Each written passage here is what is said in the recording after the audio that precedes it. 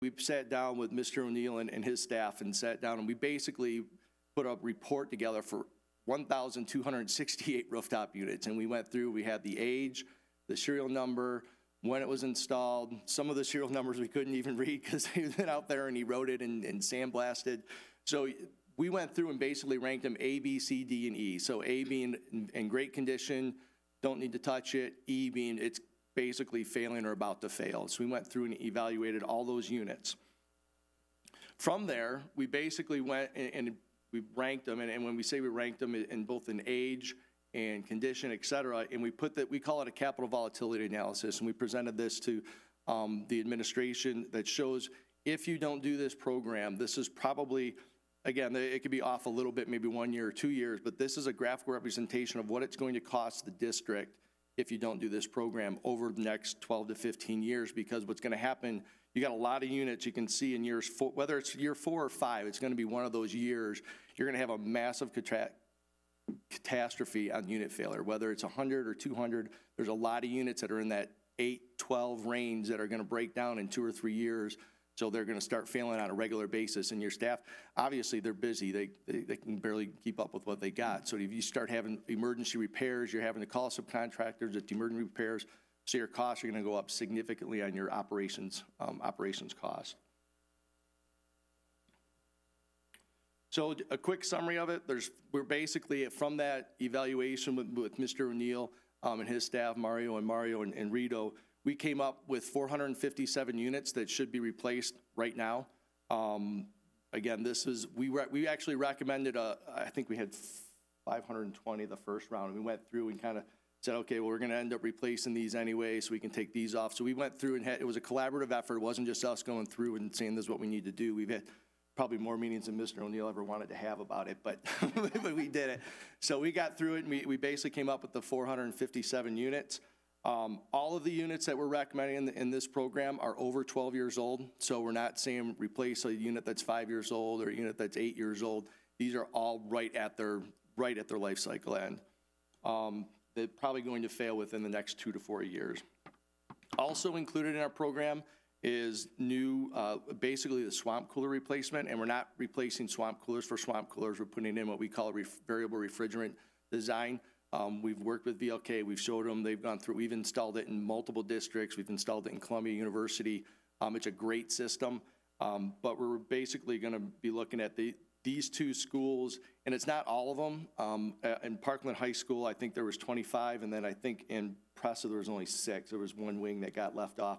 So these are not included in your bond right now, but because of the savings that we generated, we're able to generate enough savings to help replace these other swamp coolers that were not included in the original bond. On Parkland High School, are all the swamp coolers going to be replaced, or just those 25 you're talking about? So the 25 that we're looking at, I believe, and correct me if I'm wrong, Mr. O'Neill, is on the second building. What's it? I forget the name. You guys have a name for it. Yeah. So it's. What's being done in the bond, we'd have to ask Adrian. I don't know all of them, but these ones, because we went through and basically validated that they were not part of the bond program, that these things, I believe they are replacing them in Parkland and Pressa, the ones that are swamp coolers, but we'd have to rely on VLK. Do you know how many swamp coolers will still be left after that? I don't.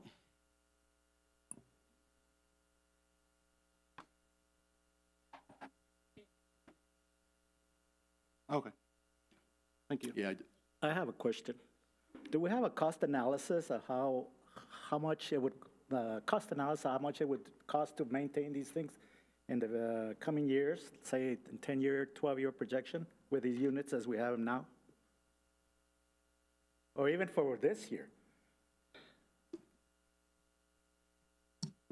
Good evening. Hi. Our staff is up on the roofs currently getting ready for the next school year. We don't replace them just because they're old. They would be replaced because they no longer function. We try and make it last as long as we can. The guys do, our staff does a great job extending the life expectancy of all those units.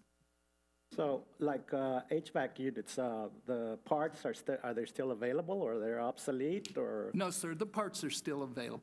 We're able to, yes, replace parts as needed. But we don't have a cost rundown of how much it would per year do we spend on maintenance? I can get that information for the Because this board. would be good to kind of make an assessment, okay, we buy new units, how much will it overall? Yes, sir. We can get you that information for the last several years, so you'll have that comparison. Yeah, I mean, being a homeowner, I know what it's like, you know, have to get up in the roof and fix this and fix that, when you can just buy a new one and sit down would there be and enjoy nice. it, you know? Yes, sir. So you have to look at the cost over certain years, and I Exactly. think that's what we're trying to do here. Yeah, yeah, and I actually have somewhere in here on the next, I think it's the next slide. But these are the schools, this slide shows the schools that are actually being done, how many units that are included as part of this program, and then the average age of the units, but pretty much if we're doing that wing of units, they're usually all the same because they were all done at the same time. This next slide gets a little bit into what you had just asked in regards to the cost analysis. So we sat down with the administration, Lindley, Mr. O'Neill, and said, okay, how much are you guys spending? Now, again, this was not internal labor. This was basically the subcontracts that if something broke and the administration or Mr. O'Neill's group couldn't get to and they just had to call somebody to come fix it, this was the cost associated with just these 13 schools. Again, parts and labor, or parts and material, and then subcontracted labor. So this does not include any internal labor, et cetera, on that piece of it, on the operational savings. Is this per year? or It is, this- yeah, that's annual savings. Annual savings. So this is obviously the big part of the program. That's why I wanted to talk about it first and, you know, go through it, make sure there was no questions, and I'll get into the other ECMs. But the HVAC system, as Mr. O'Neill said, to keep, if you see when you go out there, if you're on the roof and looking at me, we want to be up there when it's 103 degrees, but when you go up there, they've done a great job, and when you see the age of the equipment and the condition of them, and they're still working to that capacity, it's impressive that they've been able, I mean, you saw that one slide where 83% of them are in, I'll say, C condition or worse. So to have that many in that condition and not have as many downtimes as you guys do is a credit to Mr. O'Neill's staff, and Mario and Rito. Go ahead, Mr. Rosales. I guess I go back to the students. The other day there was a breakage here at the headquarters, right? And Yes, sir. what happened in that case? Did y'all stay in, or were you excused? No, we remained. It was during, You all the remained? retreat. My point to you is this, that the climate in this area, for some reason, has changed dramatically. And I appreciate the fact that we are not going to change units because, you know, they're still functioning. The only problem that I have is if you go into HVAC, it's so much, there's just so much to the advantage of the student to be able to concentrate. And so correct me if I'm wrong, guys, but I feel that if we're nickel-diming the process and we have the funds, I would like to have a more uniform transition, because I'm talking in terms of providing the right environment for our children. It might cost us $2 more, but you go first class, as opposed to living through, I don't know if you all have lived through the swamp cooler era within the last month or so. They don't work. Well, they can't keep useless. up. Yeah, they can't keep up in the heat. And I know it's not all year long, but I would hope that you guys take that into account, Dr. La Torre, because I think that the student is the one that's being shorted out on this one. Thank you. And just in the interest of clarity, this project would not address the swamp coolers. It would simply replace existing HVAC units with new HVAC units. Right, yep. Just to piggyback on Mr. Rosales's, I agree completely. When I was touring Parkland High School, and that's why I asked you the question about how many swamp coolers would be left over, one of the biggest complaints that I got was during one of their main buildings, during the middle of the summer, like around May or April, when it gets really hot, it's unbearable to be in there in the afternoon because they have swamp coolers. And I agree, it makes it a very difficult learning environment. If we're talking about the amount of savings that we have here, where I think you're saying we're saving $180,000 a year on just energy savings. Correct. That's just electric. And just electric. I think if we can make an effort to reduce as many swamp coolers as we can in our schools, it'll just create better learning environment for all students across the district. I was also going to say too, and I'm going to I'll address Dr. Delatorre, and you can tell me who needs to be talking. I have a feeling it's Mr. O'Neill. So we're talking about the bond that's going to replace some of these units, and evidently at Parkland, that's going to happen. The bond's going to replace some of them. Do we have any timetable when this is going to be starting and Yes, that ma'am. part of it? Out at Parkland High School, we're going to remodel the oldest part of the building and create the early college high school in that area. And then we will replace those swamp coolers with refrigerated air. We are in the design process right now. With Ms. Bankston, we're working with her to finish up the design. So that means, what, about a few months? So there are three potential sources of revenue. The first is the energy management solution, and what they would focus on is current HVAC units, existing HVAC units that may fail in a year or 2 years, and replacing all of those that are less than or more than, I believe, 11 years. Then there are those bond projects that, if you recall, the bond facilities committee opted to pull out HVAC and went like for like. And this board has said all along that they're not interested in replacing evaporative cooling with new evaporative cooling. And so we'd have to rely on, in part, savings, but probably our fund balance to begin to deliberately over time, anytime we have to replace a roof or work on a school, take out the evaporative cooling and replace it with refrigerated air, but that would likely come from our own fund balance. And then as we get down the road and we start seeing more and more savings, then there may be an opportunity to take the savings as a result of this program, combine it with our fund balance, and be able to accelerate the number of schools where we can replace the evaporative cooling for refrigerated air. In terms of priority, we've always, I think, talked about taking care of the elementary schools first, the little ones, and then moving up to the middle schools and the high schools, but that's certainly something this board can discuss.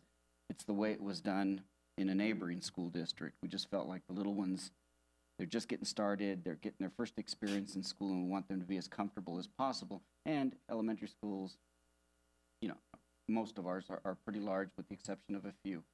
But all of that is up for discussion. The program that you're considering, their proposal to you is that you'll spend the exact same amount of money that you're spending today, right, in purchasing all of these brand new HVAC units, having them installed, and still see savings. In other words, their guarantee is that whatever you spend in utilities is what you'll spend to drive this program over the next 15, 20 years, whatever the length of the program is. And so if you're going to spend the money anyway, spend it on the new stuff, and you'll see savings. That's their proposal. Yeah, I actually got a graphical representation. I'll show that, but Dr. Delatorre explained it very well. So Lindley, I've been around you guys for 2 years. Yeah. He's kind of is the and within our fund balance, because we have discussed this in other meetings, is this cost already something that we've included in the general amount that we want to borrow from? No, we would use existing revenue or utility cost for that program. We'd come back to you and ask whether or not you'd allow us to use fund balance as schools come up. Well, no, for the long-term plan, because So in terms of that long-term plan that we're developing, this is not included. Okay. This would be funded from maintenance tax notes out of the operating fund. Okay. So it does not address, our fund balance is not, we don't have a plan using fund balance for this. all of this, and I'll show you on a graph, but it's basically reallocating funds. If you don't do this program, you're going to continue to spend the money with El Paso Electric.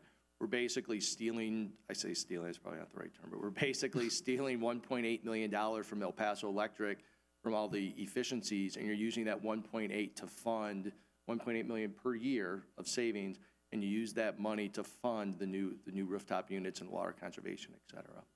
But I'll show you, and I'll show you on the graphic side. It's a little bit easier. Keep going. Just one more point that I'd like to share with all of us here. The water resources here are so limited And the savings going to refrigerators are phenomenal, but it has nothing to do with today's meeting. But I was looking at the expenditures of water up to now, and I was under the impression that having installed the turfs in all the schools, we were going to see a savings of approximately about $500,000 of water, at least, or maybe I misunderstood. But as I saw the numbers in that report, they're about the same as what we had been. In other words, there's not a savings that I thought it was going to drop by installing the artificial surface at the 7 stadiums. And the other point is that I think you hit it on the head when you say El Paso Electric, because of our isolationism, is not going to go away. And it's 6% this year, and they'll come back next year, and on and on and on and on.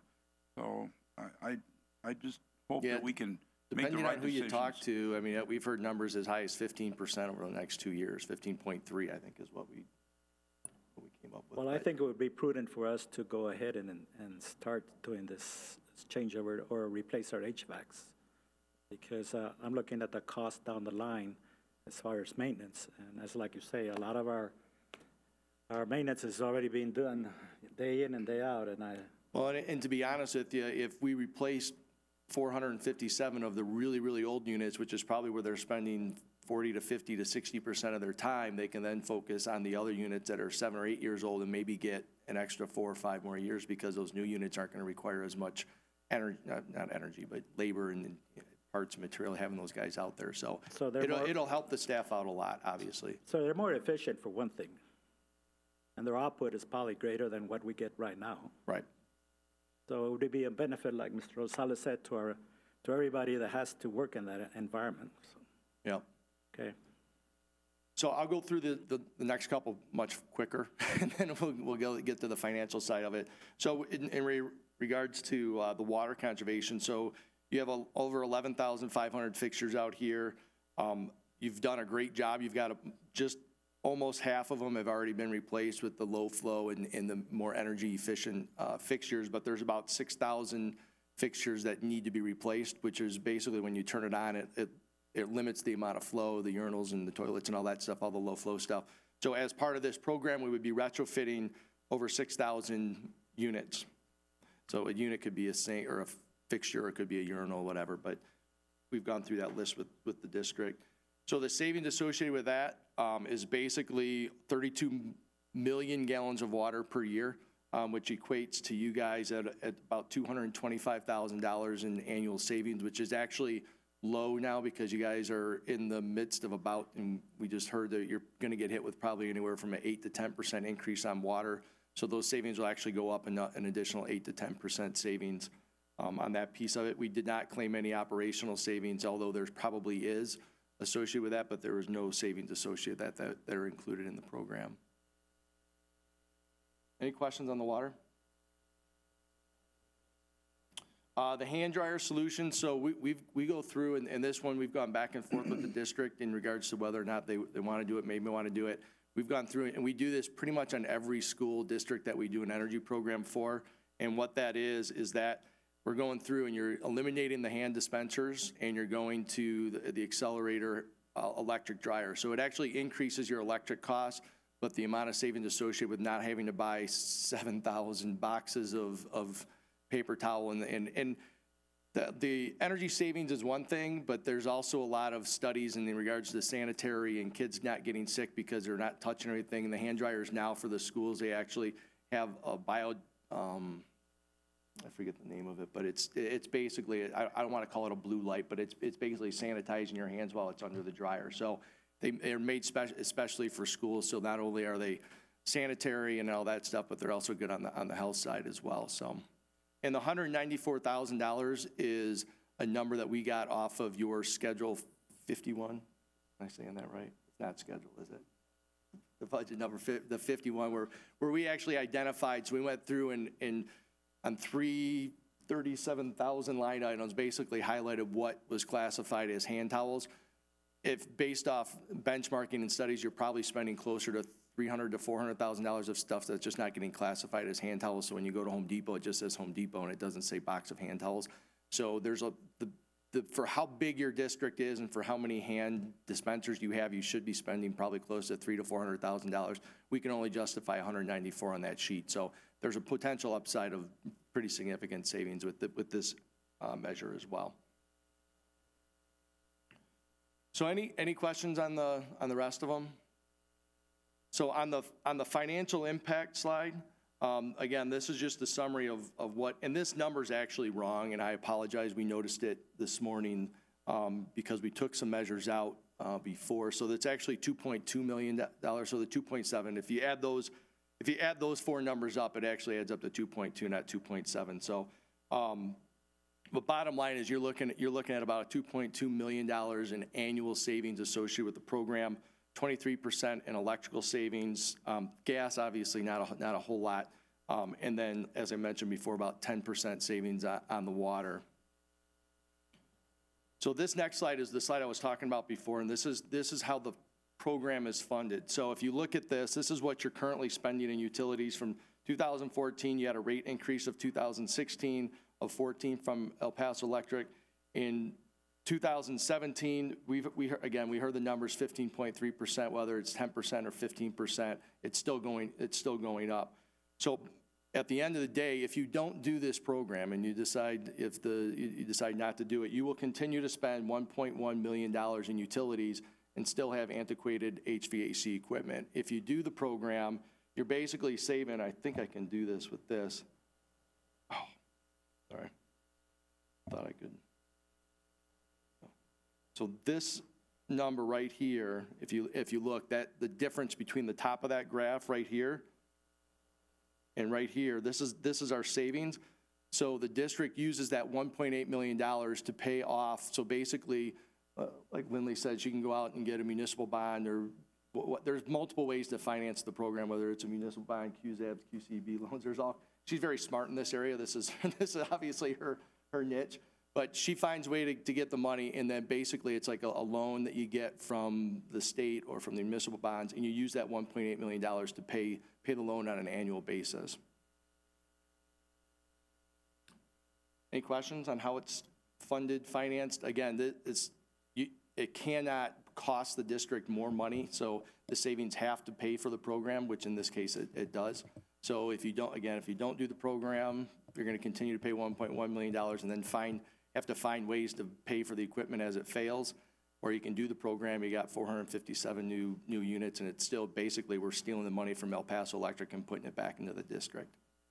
And the total cost? I'm sorry, Bill. So if the entire package with the HVAC, the water is just over $20 million. And it's in the term? We went back and forth. So we went anywhere from 12 to 15 years.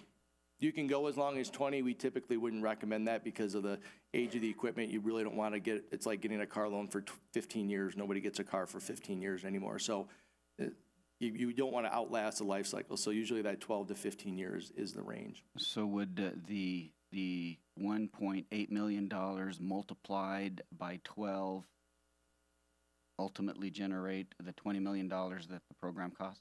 Yep, so what it's actually, and there's an increase, obviously, there's a 2% increase on utilities. I think we had a 2% utility increase after years 5 or 6, because we're saying that you just got hit with 10%, you're not gonna get hit with it for another 4 or 5 years, but after year 5, El Paso Electric's probably gonna come back. So there's a 2% escalation on the utilities, but yes. How would you factor in the possibility that we would pay for additional HVAC units at the other schools? They wouldn't be part of this program? No, so well, the two things.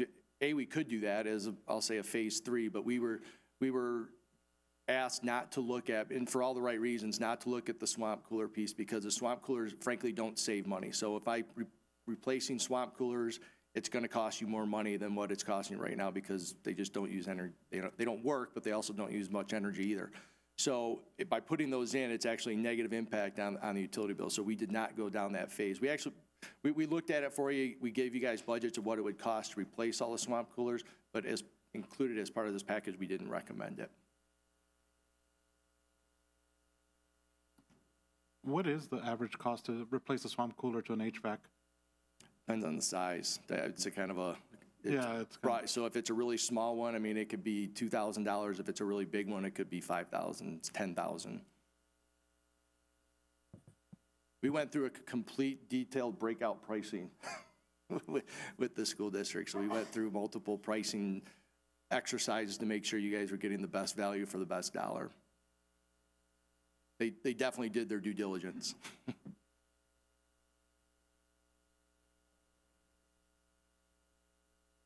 This is just a quick summary. I'm almost done, I promise.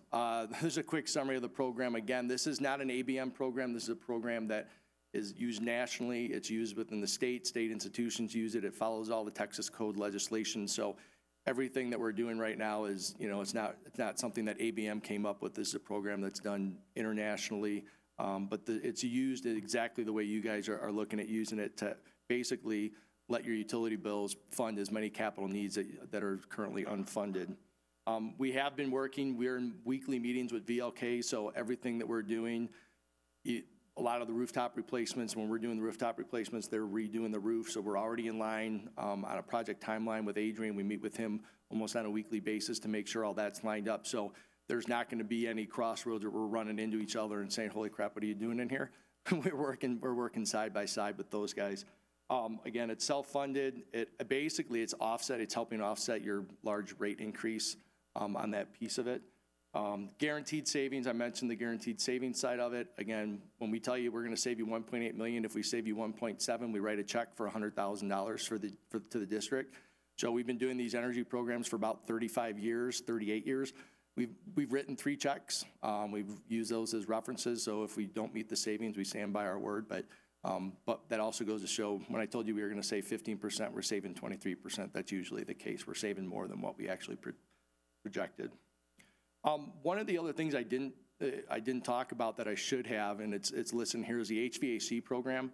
We're going to be doing a program as part of this. We work with the students at Ysleta. We're working with El Paso Community College and West Tech, and we're setting up a pilot program. It's the first of its kind with you guys, with the district. And we're basically going to have interns as students. So as the student goes through, I'll say, our internship program, so they're going to be working with us with the HVAC replacements. We're going to work with them on the engineering side of it, really get involved with it. And then they're also going to be involved with the El Paso Community College. So by the time they're a senior in high school, so if they start the program as a sophomore, junior, senior, by the end of the time that they go to become a senior, college isn't for every kid, but by the time they get done, they're a certified HVAC and/or electrical technician, which the average salaries in those ranges can be $26,000 to $60,000. It's an epidemic. I'll be the first one to tell you. It's an epidemic here in El Paso, but it's an epidemic nationally in the skilled labor trade. We have a very difficult time finding good technicians to work on the equipment. So we need to get these labor force, and it's a great opportunity. Like I said, it's a pilot program here in Texas. We've done a little bit of it in some of the other states, but this would definitely be one of the larger programs we're looking at doing. But we're already talking with El Paso Community College, and we're already talking with West Tech. We got that program, the pilot program, lined up. So when you guys hit the start button with us, we're going to start that internship program, get some of the students involved with the internship and the engineering and all that stuff. So we're really excited about that. It's something that we've been working with a little bit behind the scenes, and we're excited about that program. Excuse me. That's what this is. I'm sorry. Excuse me. On the kids that the kids are going to be using, are they community college kids, or are they going to be used YISD kids? No, they're YISD. So they're sophomores, juniors, and seniors within the school district. So it's almost like I'll say an internship program. So would be using kids throughout the schools, yep. Or would you cater that to, say, Riverside that has our vocational programs? So we would basically put a program out there, almost like a feeler, right, and see how many kids we get. Where they come from, it's not as important to us as it is. It's the number of kids. We're not going to be able to have 50 kids in the program, but if we get 10 or 15 and we can kind of disperse it, through the different regions and make sure we got a couple of kids from each region, that would be great. So again, it's a pilot program, so we're learning it as we're developing it, but based off the initial response we got from some of the principals talking to them about it and some of the kids that might be interested in it, it's going to be an exciting program for the kids. Okay. So would Western Tech and EPCC kind of run the internship program for you all? Is that how they have to certify it, right? Because we can't certify them. Yeah. So we're working with them to develop the program, and then once they'll kind of work with, basically what's happening is they're going to monitor our program and monitor the process. And when they're done with it, they got great training programs. I'm sure you've seen in some of the rooms in the training rooms they got. So they're letting us utilize their rooms, their training rooms, so the kids can go in there and mess around with the units and make sure they're supervised, so they're not hurting anybody, or hurting themselves more importantly. But but will involve the kids for sure.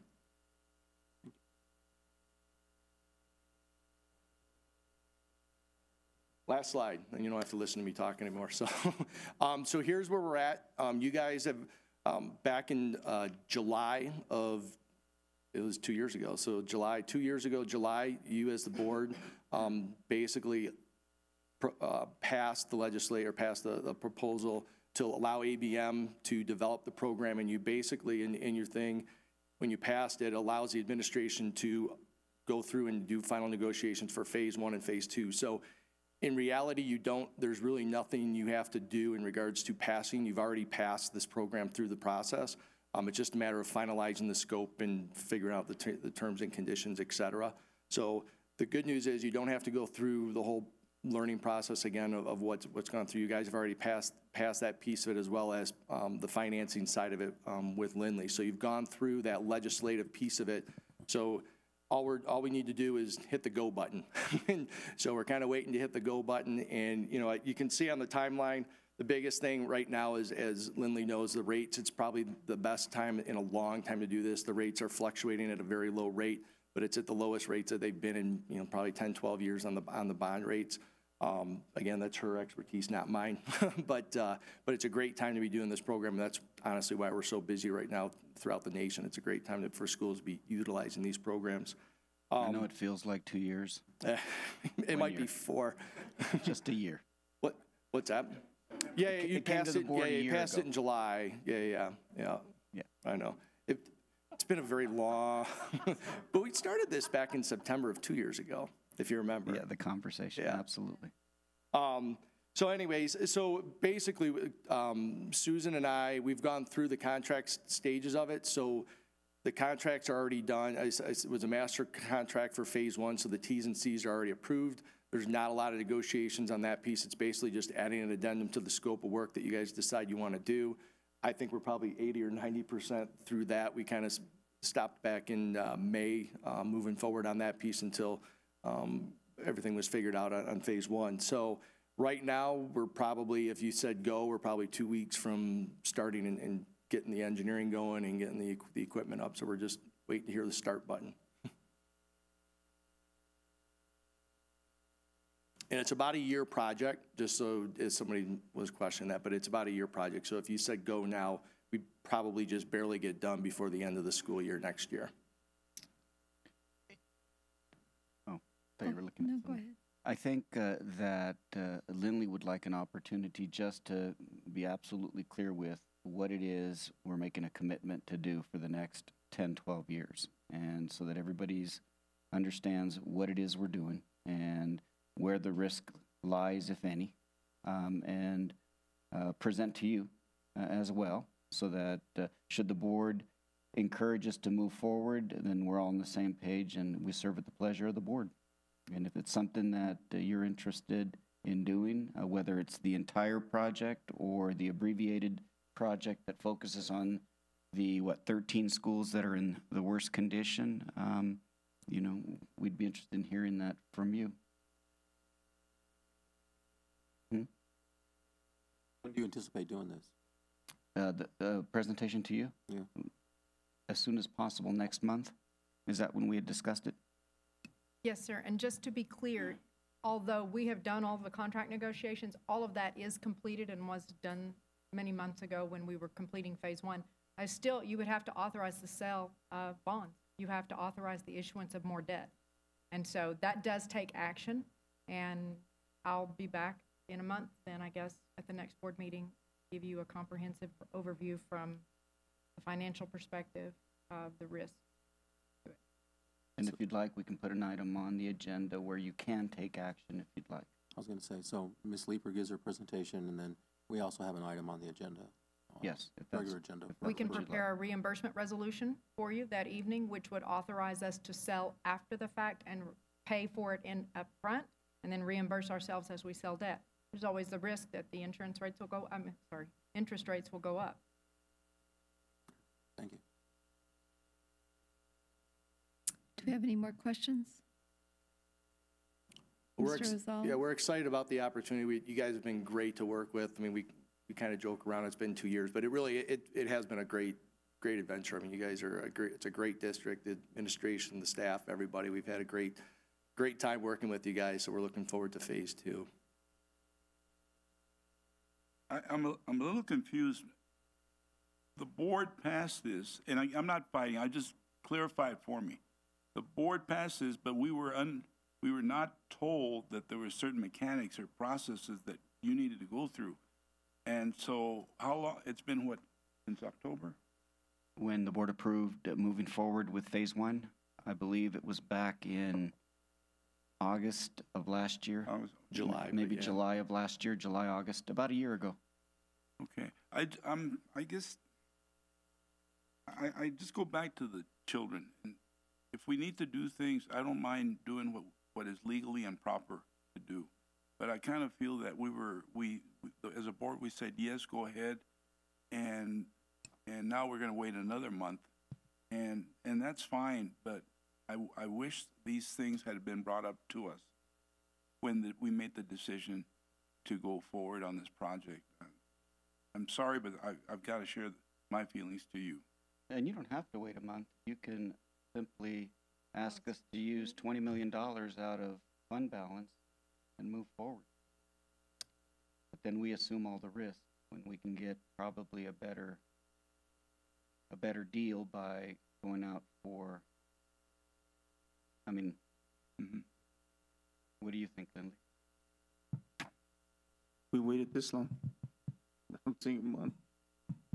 So you may recall that well, only a few of you will recall, but when we brought it originally, we only had phase 1 completed. And phase 1, all the phases must be reviewed by a third-party engineer who signs off that the calculations are accurate. And the state requires that.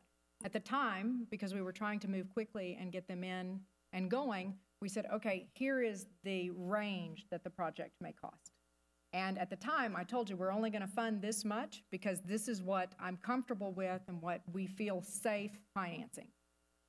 Although we had a range of up to 50, I also told you at the time, I would never sell a $50 million worth of debt and that has to be serviced from the operations fund, not from our debt service fund. So we can't levy to cover this. If something happens and we don't make the savings, or there's something catastrophic in the future, it's on us to pay that debt back. So I told you at the time, I'll be back when we decide to move forward. And because I have concerns about it, I haven't brought it back with that recommendation to do so. So what is the risk on our locking in our financial rate from here to 1 month from now? Rates have actually, before Christmas, right after the election, rates really jumped. And I was very nervous about our bond sale that occurred in January. We were smart about the way we planned it when the inventory of bonds for sale to municipal investors was very low, so we got a very favorable rate. January and June are typically the times when that occurs, although late summer is also a fairly favorable time. Since then, rates have come back down and they've stayed fairly low. If you look historically over the last 100 years, we're still very, very low in terms of interest rates. There's not a tremendous amount of risk by waiting. So we wait 1 month, we don't risk that much. And can I add something about when we came to you all in the spring about this agreement? At that time, the draft agreement had a stipulation between the parties of how much savings there would be. And we felt, and that we were directed by the board, that until we were comfortable that those were going to be actual savings, not just we're going to agree that those are likely to be the savings, but we wanted to know, to feel comfortable that there were actual savings. And we spent a long time going through those mechanics to understand that these savings were real because, for example, we didn't want to overestimate the operational cost savings, not just the utility, but the operational costs. And that was a big part of it, because at that time, the projections were such that I think almost a third of the savings was going to come from operations. And if that meant not just outside contractors and materials, but had an assumption that we would somehow reduce our operations workforce, that was a very different picture. So we have spent a long time coming to a conservative, realistic estimate of what are the likely true savings. I would like to offer another option to the board, and that would be that we could have a quicker meeting by having a special meeting to look into this and make a decision on that. Are we interested in doing a special meeting in an earlier date than September, the September meeting? Can I just ask one more question? It's to Lindley. And I'm still trying to absorb all of this stuff. A lot to absorb. And so I was asking Mr. Gonzalez there. But Bad source. we're going to adopt a new tax rate, and we also want to potentially go into some new debt. Will that affect us in any way with how we're leaving the tax rate at this point, or will all flow properly? Ask me again. I think what she's saying is, will this affect our tax rate that we're about to adopt? And I would say no. So the way this would work is that next year when I bring the budget to you, I'm going to reduce operations budget by $1.8 million. I'm taking it out of their budget and I'm setting it aside to pay this debt. Because we're now saying what they're saying is that $1.8 million is going to be paid anyway, but the savings will be sufficient to cover it.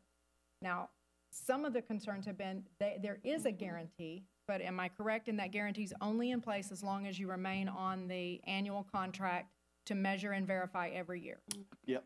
We'll have a guy on site. We've talked So about that. Yeah. we have to maintain their personnel on site for 15 years, which was the term of the debt we were looking at, or we can't collect on the guarantee. Okay. And so most people don't keep their person on site. They keep them 3 years and they say, it's going well. We're recognizing the savings, you can go. And to be quite frank, I think we could do a lot of these internally ourselves. As we're building new buildings, we put in the hand dryers. So there are concerns and there are alternatives, which is why I haven't recommended moving forward.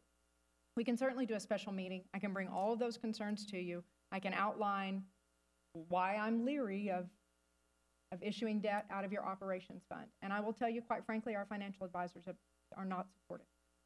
There is a concern that if we decide we're going forward with a bond issuance, another bond sale in 2022, that if we've got this much debt in our operating fund, where's our capacity? Because we can't raise the operating tax rate. The operating tax rate is capped by law, so it's not going any higher. And I can't levy to cover this debt. So it will be here for 15 years out of operation. And financial advisors unequivocally say, don't do it. Can I ask, then what is your resolution? If you kind of against the plan at this point, you're leery about it, how would you address the failing HVACs that might potentially that's fail? part of what we were talking about with bringing you a deferred maintenance and equipment replacement plan. And quite frankly, what they've done with their air conditioning assessment is the most comprehensive work we've had. We don't have that kind of work existing anywhere in the district, which makes it very challenging to come forward and say, here's how we can globally address it. But again, if we got 1,200 units out there and 457 are about to fail, is this the right way to address it? Should we incorporate that along with vehicles and other things that we know are desperately needed out there and address all of those internally ourselves? And that's a question really for you. And so I'm going to kind of go backtrack. Are we interested in talking about this sooner than September, or do we want to wait for September? I want to wait till September. You want to? Yeah, I want to see the facts. I'm talking about having a special meeting. Right. That would Before. have her report and Well, I also think that Lindley probably needs some time to prepare this, don't you? I'm sure to a comprehensive Well, presentation that would, I do need some time, and I wanted to get your understanding and your questions and your thoughts tonight. I wanted to hear what your worries were and what your desires were. So I need to address those. I've done a great deal of analysis about the overall plan. So in terms of that piece, I can get that to you fairly quickly. It would be helpful to have at least 2 weeks if you're going to do a special meeting to address just this. In terms of the alternative to it, I won't be able to give you a comprehensive alternative in 2 weeks, for sure. But I can definitely bring back to you my analysis and the financial advisors and other sources for why I'm concerned. personally, I'd like to wait till September so we can have an alternative plan, if possible, just to be able to look at the two side by side. I agree. I agree. Yeah, the only That's comment I'll good. make about the deferred thing, and Lindley's right, and we've talked about this, so we've known she's had some objections on it, but the deferred maintenance side of it, so if you decide to do, okay, we're not gonna do the HVAC units, we're gonna put aside $1 million or $2 million a year and replace 50 of them a year as they fail. You gotta remember, you got 450 that are failing, so that budget, that emergency repair budget on those other, let's say you replace 50 of them and you do, it's $1 million, and you do 100 of them the first year, that other 350 that are failing, that emergency repair budget that you guys are planning on spending, that's been $164,000, is going to increase 20-30% annually, because these units are not getting younger, they're getting older, and they're getting all wear and tear. So while the deferred maintenance, I completely understand where Lindley's coming from, taking on debt, but if you don't do this, I can tell you that the cost of waiting, we call it a cost of inaction, but that cost of inaction, that increased maintenance and repair budget, is going to eat up any interest charges that you may incur if you do all 450 of them at once. So the interest, if you borrow it all right now and you get all 450 units replaced at one time, get them all done, and now you're starting to get the energy savings associated with it, but you're also eliminating all that unpredictable maintenance repair budget that's gonna happen if you just keep deferring it. I mean, you've been deferring since, I think 2004 was the last time you guys looked at doing an HVAC replacement, and it didn't happen. So I know there was a lot of stuff that was going on, so you guys went through that. So we've deferred it a long time, and that maintenance repair budget is going up exponentially every year, and it'll continue to go up if you defer. If you just decide to do the worst units, the worst 100 units a year, that maintenance repair budget is gonna go up dramatically. Just, I think, Mr. Cruz just mentioned about his house, right? So if you don't do something in your house and you don't do your roof this year, you don't do it next year, so it just keeps, instead of fixing that one little leak, just keeps getting worse, keeps getting worse. So it's the same deal with these HVAC units. They're not gonna get any better. But you know what, having the comparison that Cruz requested with what we're spending now on those units and what it'll cost us to, the replacement, having a really good informed decision will help us. Yes, ma'am, and also I'd like to remind everybody that we have life cycle in the bond projects too, that is gonna replace some of those units. So we're not completely ignoring them and letting them fail, that there is life cycle money included in the bond, but we'll get you whatever you need so you can make that informed decision. Just a quick question. Will we lose the benefit of the economy of scale? In other words, we're, I assume, getting a pretty good per unit cost by going all in. Would we lose that discount, that per unit discount if that's a great comment. We literally could, when you buy 457 HVAC units, you get a big discount. Same thing on the installation and having, Caesar on staff for a year versus replacing 5 units this month and 10 units in November and 10 units here. So you're gonna pay, you can use any number. It could be 50, it's at least 15%. It's probably closer to 20, 25 when you repair something on emergency. If something breaks in your house and you call a guy and he comes in, his emergency starting wages are $135 an hour, right? So there's definitely a scale. And we've never brought this up to Ysleta, but we've held our prices basically for a year. So we proposed this in, I'll say, October of last year, so 9 months. We've have obviously some pretty big buying power because we do this for a lot of schools nationwide, but we've asked them to hold it, and we pretty much have been told November is kind of the last, because every 3 months they come back to us and try and give us a price increase. And I'm like, well, I'm not going to Ysleta and asking for more money for the project. So we've held our prices, both labor and construction and material, for over a year, but in November it's going to be extremely difficult, especially with the equipment. I mean, that they've gone up about 6.5% over the last year and a half, price of copper, et cetera. Just a quick question for Pat or Lindley. If we went with the alternative, about how many HVAC units would be replaced per year? Estimate, like if we went with us doing it. Would it be about 50, 100 a year? Let me cost it out against, with the other needs, because it's not just the units, it's vehicles, it's Yeah, it's pavement, everything. it's Of all course, of yeah, those yeah. things. So let us look and see how many we think we could do a year. Oh, thank you. Go ahead. That sounds like the consensus of the board, so, all right. Any more questions? Thank you, All right, Bill. thank you. Thank you. Thank you.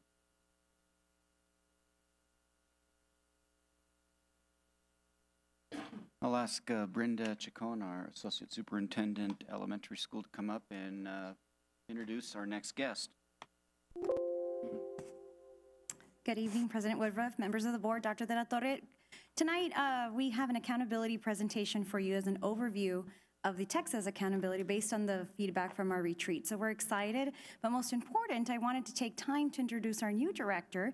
As you know, or those of you who have just joined the team, we had the two Sues, is what they were called, who recently retired. And so we've designated a new wonderful director, and she has new members of her team that she'll also introduce. So with that, I'd like to introduce Terry Hernandez, our new Director of Area for Research and Accountability.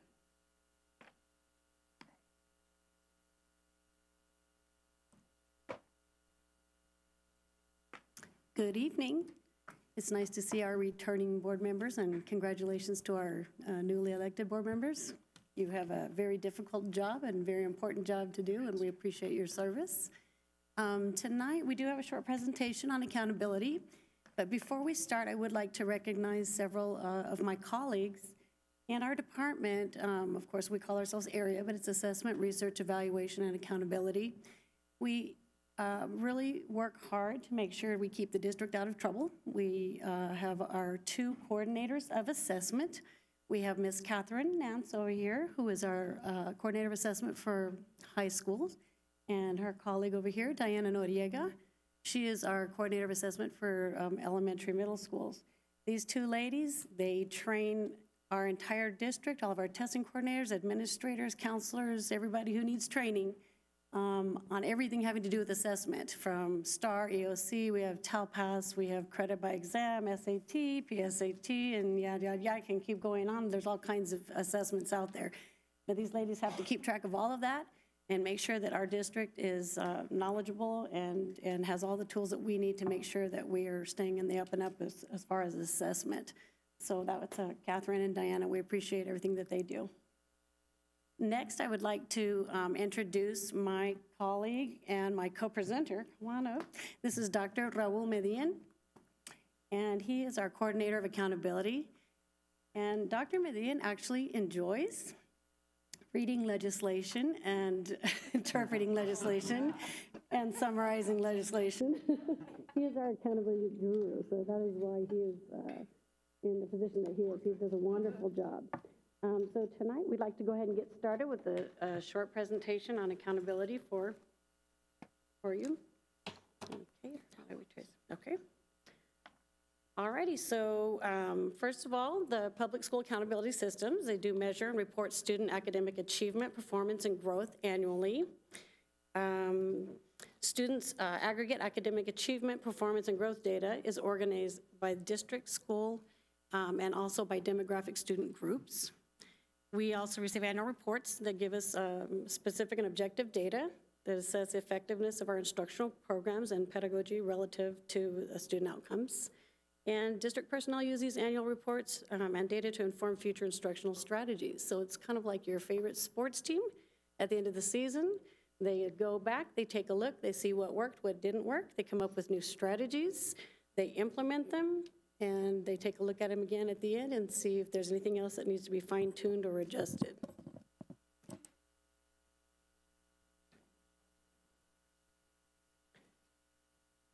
One way that we could think about accountability systems is if we think about automobiles, because accountability is a little bit of an abstract concept, but if you think about education for our students, the road from kindergarten to college is a very long road. And it has a lot of potential problems on the way. And so you really want to have a good car, a reliable car that will take you from kindergarten all the way to college. And the state of Texas, as well as the federal government, have tried to generate different measures to see that every school district, if you think of it as a school district as a car, they will be able to provide the service to bringing their students from kindergarten all the way to college in an efficient way and in a way that helps ensure that these students improve and grow to the best of their abilities.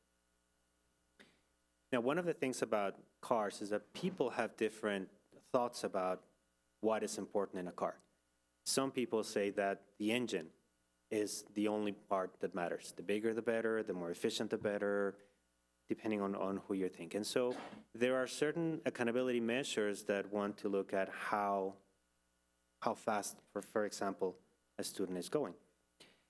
Another one of those systems other people would think about the emission system in the car.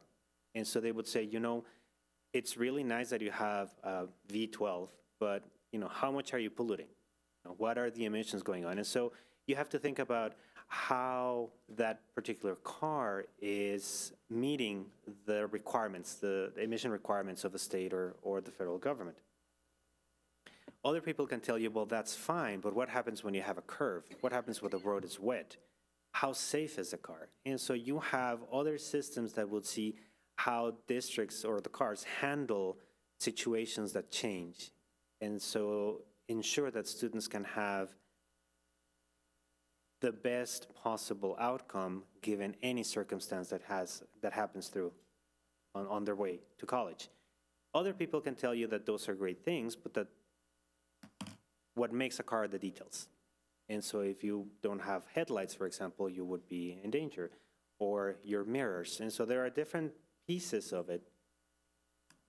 You can look at a car in a different way and come up with different ways of understanding, of measuring whether a car is the best option for what you want to buy. Okay, and as you know, we have multiple accountability systems, and why we do that? Well, schools are complex organizations that cannot be defined by just a few measures, and federal and state agencies consider and impose different requirements of public school systems. So, for example, the state accountability system must meet the statutory requirements of the Texas Education Code, whereas federal accountability is tied to ESSA, which is Every Student Succeeds Act. And so we'd like to show you just a few of the many accountability systems that we have to comply with. And one of the first ones that we have to do is let's look at the engine of the car itself, the state ratings. That is basically the one that if your engine is not working, we're not going anywhere. So state accountability ratings are essential for campuses to continue working. After a certain number of years of not meeting state accountability ratings, the campuses must close. The state actually closes campuses that do not meet it for a certain number of years. And so that's the first one that we're going to look at. The second one we will look at is the focus and priority designations, the federal accountability system. If you think about this one as the emissions requirements, it's not pretty, it's not something that we like to think about, but we have to meet them. Those are the things that have to happen.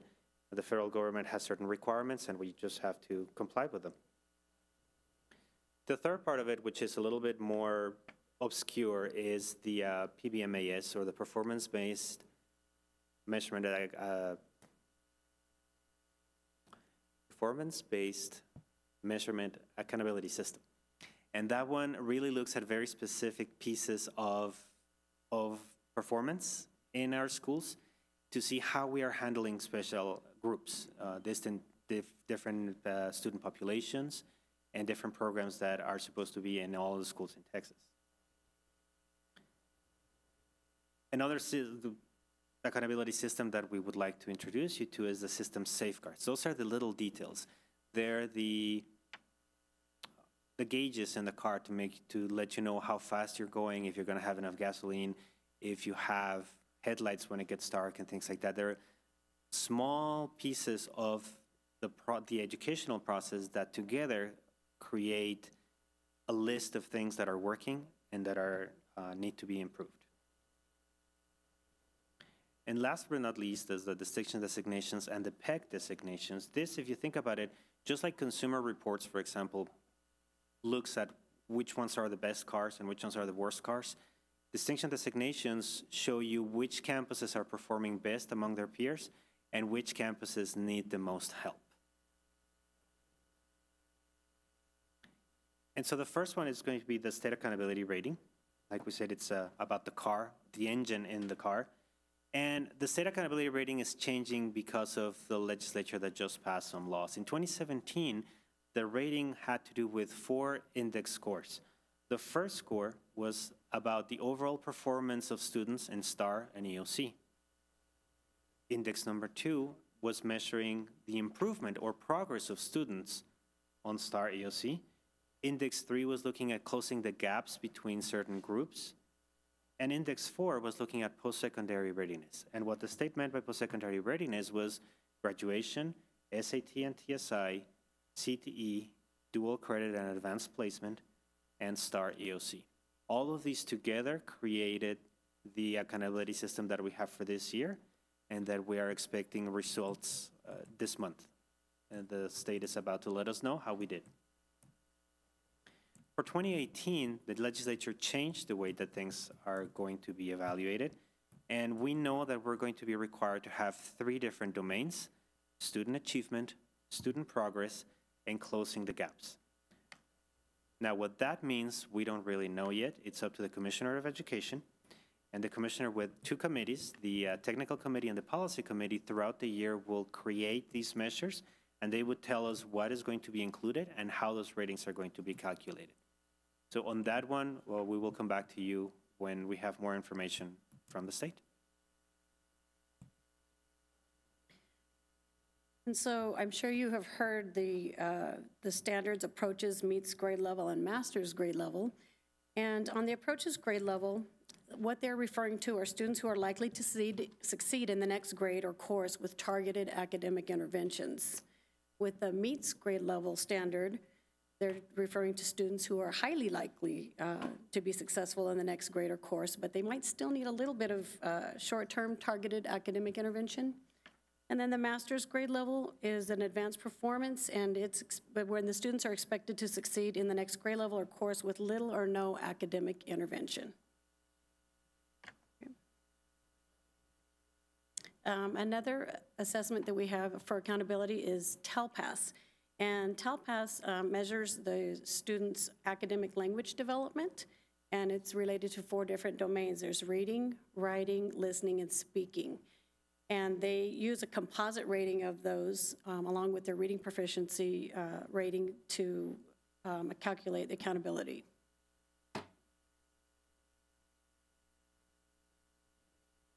The second accountability system that we would like to talk to you about is the focus and priority designation. This is the new federal accountability system.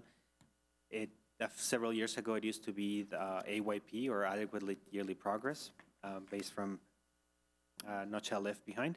And this is really the emission system of a car, because really the federal government, through the Every Student Succeeds Act, requires us to have certain programs to ensure that students that are at risk are having as good an education as everybody else.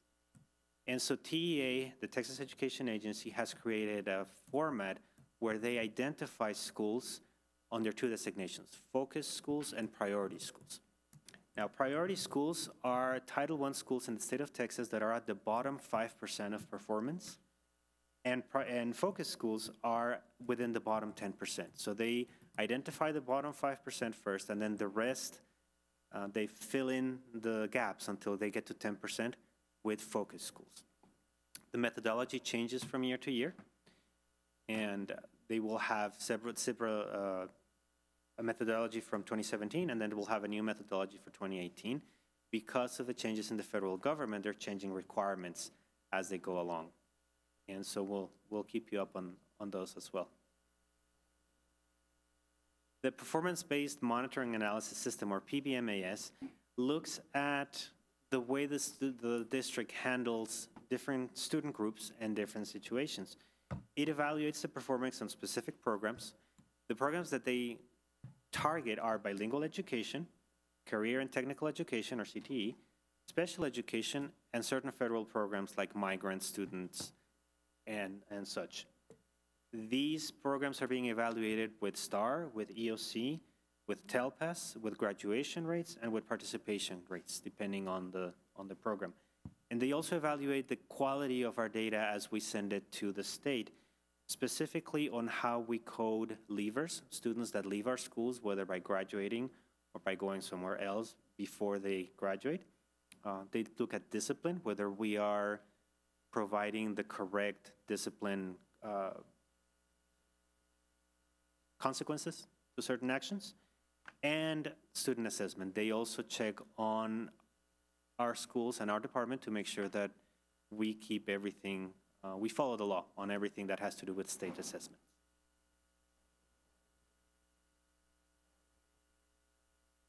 Okay, and the next part is our system safeguards, and we are likening these to the details on your car. Like your lights, your mirror, your bumper, they all have their special parts. Now, the system safeguards, the next one.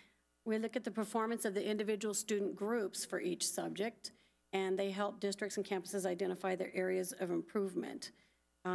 If you can miss a system safeguard, but it does not affect your accountability rating as a campus or a district. However, campuses and districts are required to specifically address missed safeguards in their campus improvement plans. Finally, we have distinction designations and PEG, and this is basically a rating on how we did compared to other campuses. Distinction designations are awarded to schools based on their performance when compared to schools that have the same type of population. So the state looks across Texas and identifies 40 schools. For each school, they identify 40 schools that are closest to them in certain types of demographics. And then they look at the performance of those 40 schools, and then those schools, whoever's at the top, can get distinction designations.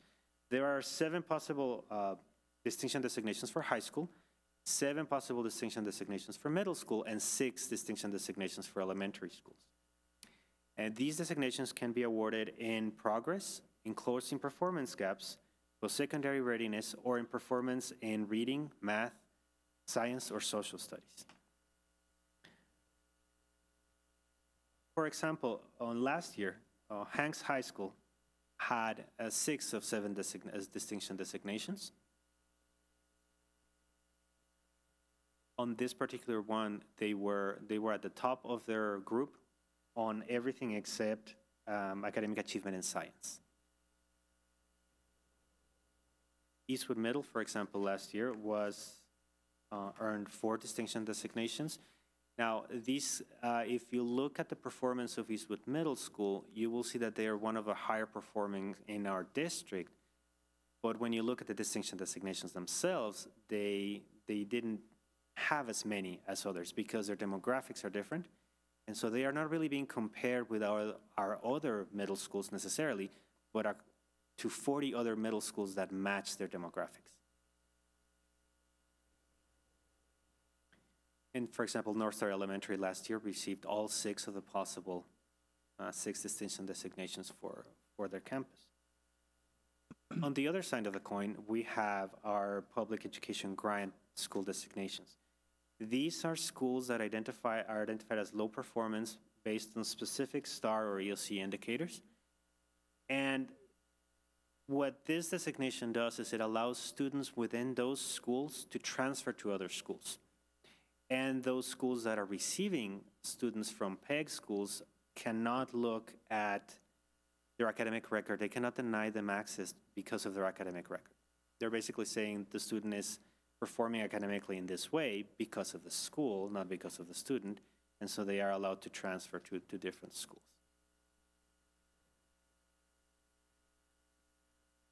And next, we look at interventions that are put in place, and we refer to it as TASE. Whenever an accountability result requires improvement of some sort, the district or the campus must develop and implement an improvement plan. The state requires the use of TAIS, which is the Texas Accountability Intervention System, when planning and implementing the interventions. But the TAIS may or may not need to be provided to TEA depending on the level of intervention required. I was going to ask, how many PEG schools do we currently have? We have 2 PEG schools right now.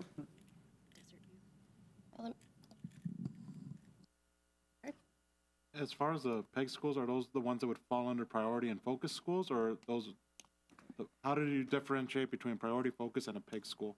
They are different systems, and so the PEG schools basically, for this year, what happened is if they have low performance over 2 or more years on a specific subject, they are triggered as PEG schools. And so that's a different methodology from the focus and priority. The PEG one is more of a state red flag. Another one's to federal. let the schools, and the other one is a federal designation. How many priority and focus schools do we have? We have no priority schools, and we have 1 focus school.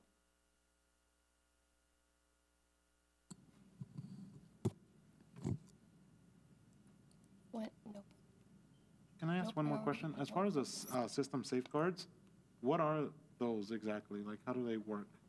System safeguards have to do with several student groups, so they have to look at all students, 7 race ethnicities, if you have enough students in each school. They also have to look at special education students, English language learners, economically disadvantaged, and then they have to look through subjects for reading, math, science, writing, and social studies.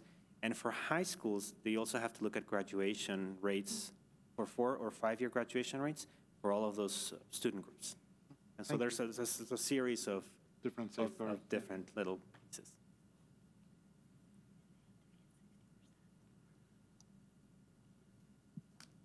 Our department is always willing to answer any of your questions or provide any kind of reports or data that you are in need of. Just feel free to ask upon us at any time.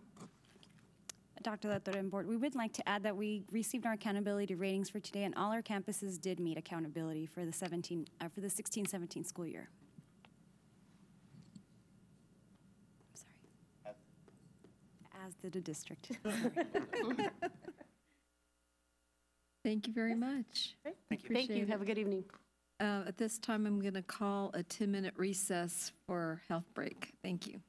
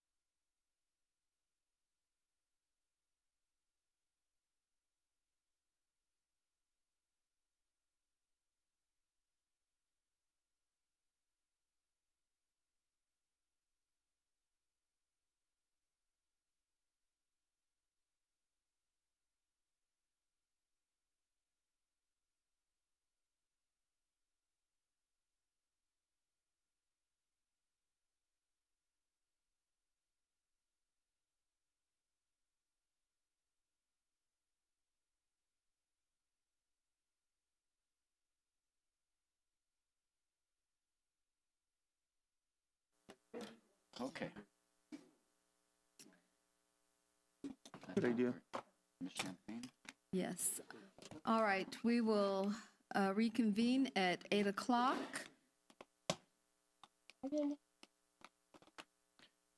Madam President, members of the board, at this time we'll ask our internal auditor, Champagne, to come up and present for the board.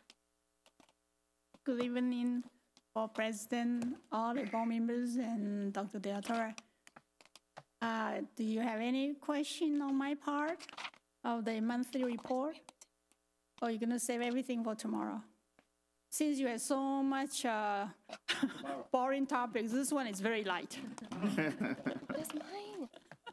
So if we, yes, sir.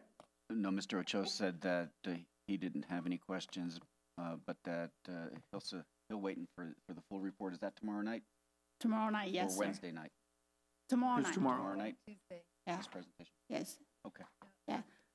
And now I will have our bond auditor, Mr. Richard Townsend, to give you a briefing. And if you have any question, ask him. He has all the answers. Thank you very much, Mr. Townsend. Very good. Thanks, Champagne. Thanks, everyone. Champagne asked me to prepare a short presentation. There's like 7 slides and one for questions at the end. Nice to meet the new board members here. We briefed the other previous board and superintendent on our bond audit program, but we'll give you the highlights of what we've been doing and what we're going to do from now till the end of our service for you. So starting off, I'm the principal of R.L. Townsend Associates. There we go. We're going to go to the next slide. Anyway, so going to handle this, and I've been sort of working with your management team for the last several months, along with some of our auditors out of Plano, Texas. So let's just talk about the major thing that we worked with your team about that's on the screen right now. One of the things we did in a risk assessment was to look at the construction contracts that you were using and say, could you do them better? Could you do something that would enable you to control construction costs better as you went forward?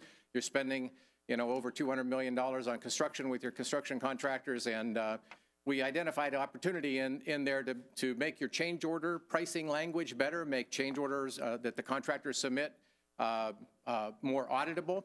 So to put that in perspective, if you take $200 million worth of construction, and if you spend your contingency money, 5% of that, 5% of 200 million, what is that? $10 million.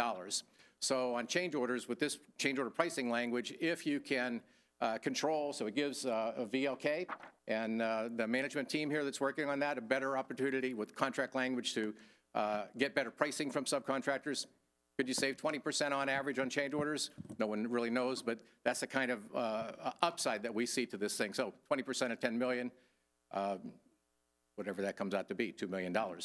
So that's one of the things we're excited about getting implemented. We gave the same exact contract language recommendations to El Paso ISD. We just did one of our seminars for them.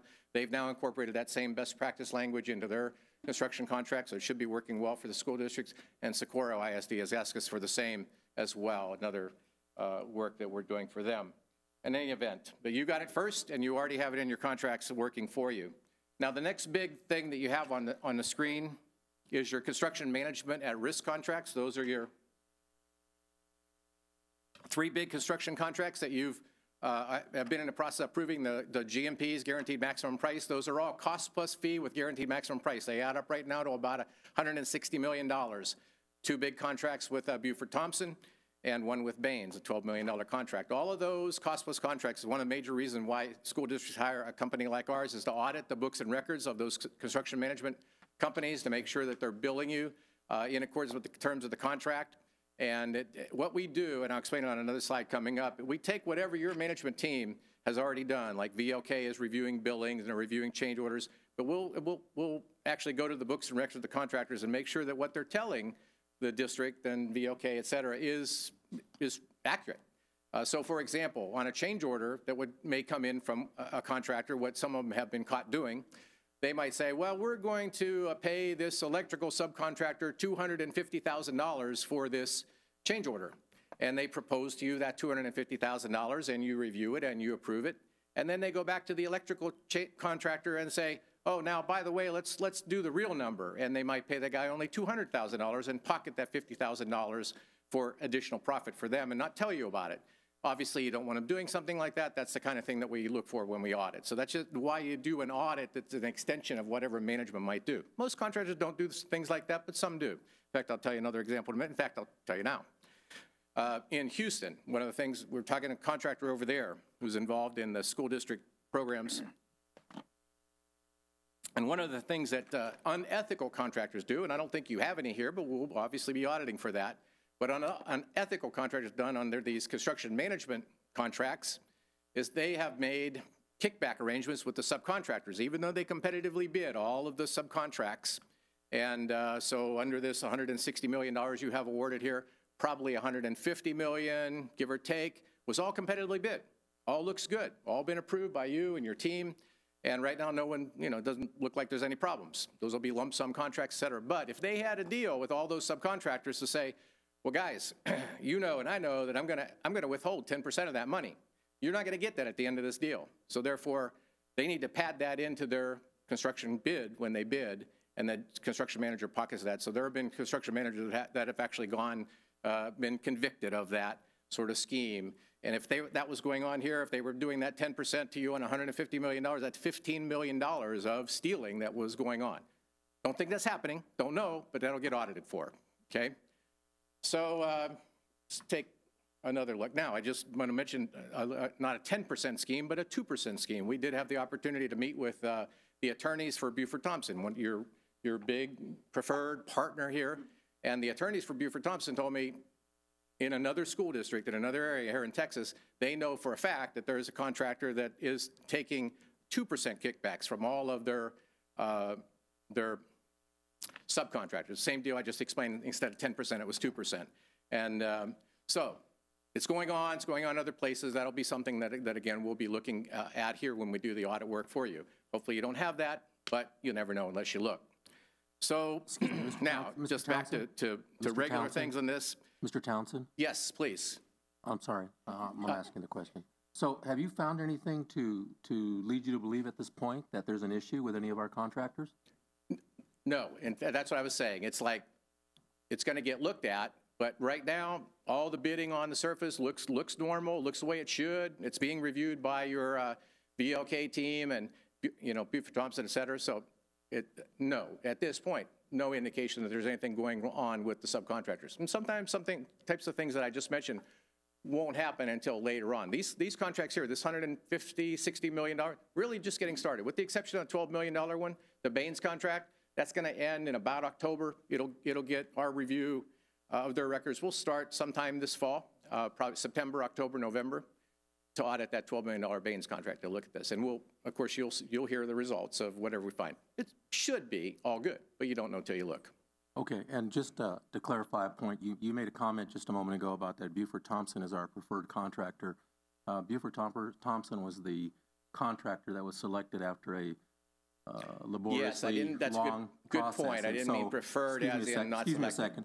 After a long process that was reviewed by our legal team and looked by our financial people and our purchasing people. So I think preferred's the wrong word, sir. Good point. Good point. That's they're a valued partner. Would that be a fair, a valued contractor partner? I didn't mean anything negative by the preferred, but yes, good point and clarification on. Is that okay?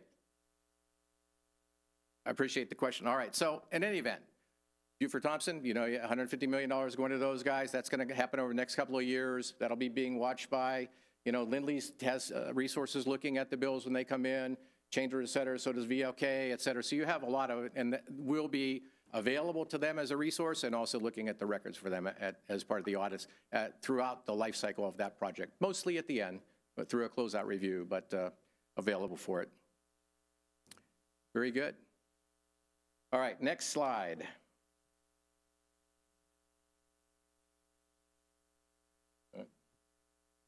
That one doesn't want to advance on that button. Let's try this.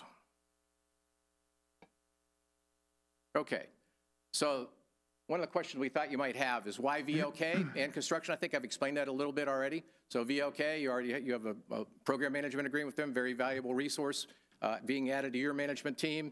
As I mentioned, the kind of construction auditing is for us to go in, look at the books and records of the contractors, look at your process and procedures, see if there's ways for you to improve, et cetera. That's what we've been working with your management team.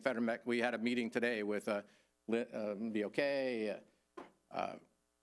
Mr. O'Neill, Lindley, and who else was there? John Klein. And so we talked about some of the transactions going on with the proposals being submitted in by Buford Thompson on the current one, and some of the clarifications that needed to be made on the current contract to make sure you have the best deal in place with them going forward. So I know it's been a good series of negotiations that you've had going back and forth with them to get where you are with that contract. But that's an example of the proactive kind of auditing that we're trying to do to make sure that you're getting the best value from your contractors. And let's see. Did that. The next slide talks about the CMAR agreement. By the time we got hired by you last August and started our work in September, these contracts with your CMARs were already in place. They were, as Mr. Ramirez, you just mentioned, they went through the proper channels to be selected, qualifications, bid, review, et cetera. So all these guys were hired and contracted with in about June of 2016. We were then hired in August and started working for you in September. So one of the things that we're doing for you, as we talked about before, is looking at those CMAR contracts to look for opportunities on how they can be improved in the future. If you ever do CMAR contracts again, you want to have the best practice contract agreement in place.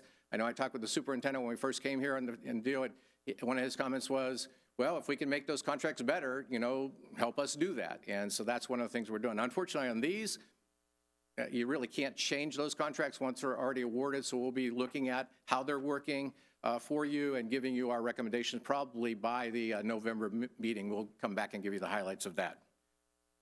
So that's an example of the next slide. One of the contracts that we're working on completing right now is, of course, Hellas, $14.2 million contract that they had with the district. It's been managed by your team, VOK, et cetera. Up to a point, they've submitted all their change orders, their final invoice. We started doing our closeout audit on them about in April, and we've asked them for records, and they're right now finishing up getting us records that we've requested to look at what they paid their subcontractors, et cetera, to correlate that to what you're paying for, make sure there's nothing big slipping through the cracks. Just as an example, one of the things that could have been an audit finding on that wasn't, but they had a deal in that particular contract that 1% of that $14.2 million contract was to come back to you as a credit. At the time we started auditing that credit had not been processed. So we raised a question, talked with VLK, said, where are you with getting this credit? They said, oh, it's in the works. It'll be in the next change order. And it got processed in October. So, but had that not been processed, that could be the type of an audit finding that we could have. 1% of 14 million, that's a typical kind of construction audit finding on the types of contracts that we do and the type of auditing that we do. But anyway, so we're still looking at them. Now, the one good thing about auditing, I think when we're looking at this, VLK does a really good job because they want to make sure we don't find anything, right, Pat? And so I think they're working extra hard to make sure that things are working the way they should, and they know it's going to be audited. And the same thing with your contractors. They're going to know this stuff is going to be audited as well. And that should serve as a preventive. With that, mentioned the $50 million of fixed price contracts. These are mainly the contracts that were competitively bid after we came on board. I think most of these have that new right of audit language, change order pricing language, et cetera. All of those will get a contract closeout review. We're available to assist VLK and your management team with any kind of change order or special concerns they have. But pretty much, they'll do their job, then we'll do what we call a closeout audit on that to look at the change order pricing and make sure there's nothing that got through the cracks that where the district would be overcharged. And the bottom line, overcharge or whatever, if you get credits from these guys, that just gives you more budget money to do more for your students. So that's what this is all about, is making sure that you get the best value for the money that you're spending in your budgets.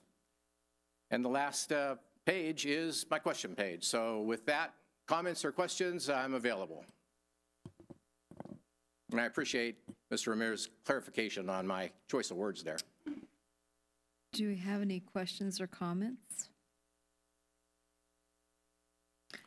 Thank you very much, Mr. Townsend. Very good. We appreciate working with you, and please call if you need anything. Very good. Thank you.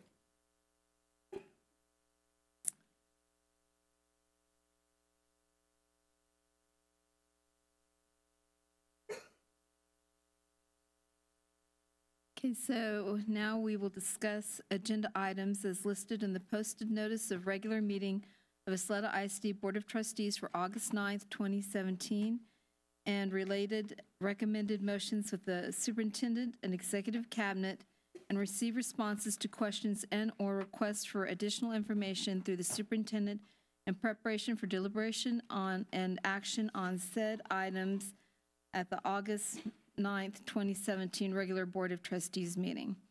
I also have one comment before we go on, because I'm sure that all the trustees actually realized the length of this last board book, and it was quite long. And so the question has kind of come up about asking questions on the Wednesday night meeting. And although we're trying to get the majority of our work done today, where that we have, you know, the questions asked as much as possible today, so we have plenty of time for our cabinet and our staff to get us answers that we need to make the decisions we need to make on Wednesday. I want to make sure that all the trustees know and feel very comfortable that questions on Wednesday are always appreciated and allowed. We're not here to rush you through making these important decisions when you might still have questions that are rolling around in your brain to help you make a decision. So I'm just trying to make sure we understand that questions are definitely acceptable, and we want to accommodate any information that the trustees might need to make the decisions that they need to make.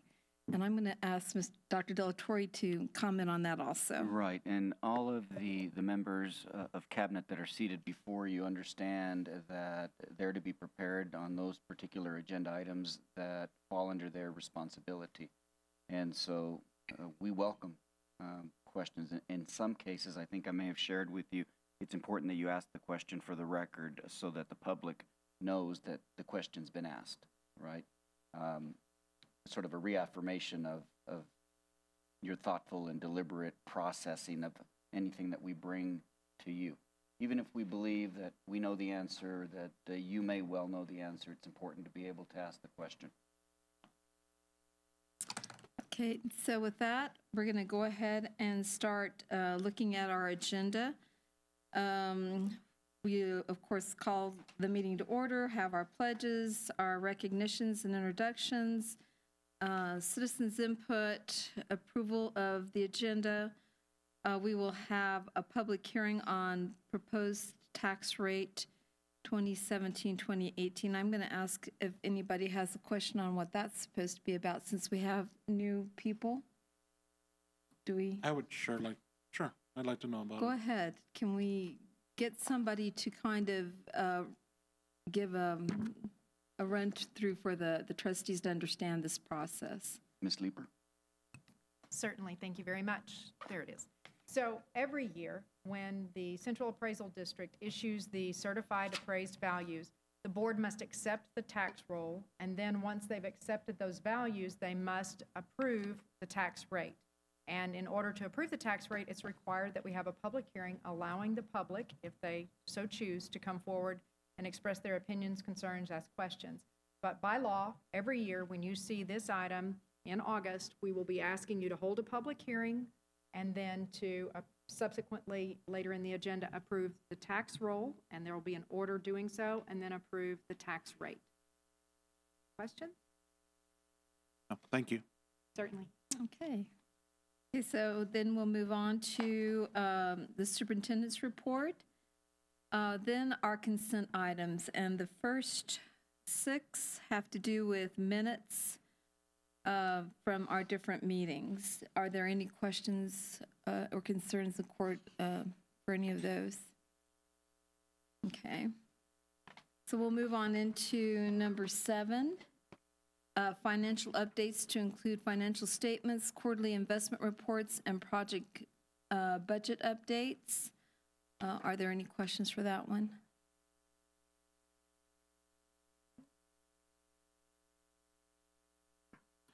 I just want to ask, on those budget reports that we get, is there any way where you can include some way of identifying any concerns you might personally have that you see, or things that you might think we need to focus on, particularly that the board should be mostly focused on or aware of? Certainly. Would you like just a memorandum at the beginning Something like of the that, yeah. I report think a saying memorandum would be wonderful. everything's great, or just to Or, keep you know, you? this is something we're concerned about that we might want to look at. Certainly, we can do an introductory statement like that. Thank you. Yeah.